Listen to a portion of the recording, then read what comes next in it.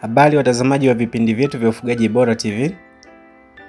Sisi ni mafundi wa Roco Cage kama unavyoweza kuona. Hiyo keji kubwa ni ya kuku 700 na hiyo ndogo ni ya kuku 100. Lakini hii tunaidesign kuwa brooder, yani ianze kufuga vifaranga, ianze kulelea vifaranga alafu ndipo tuvihamishie kwenye keji kubwa.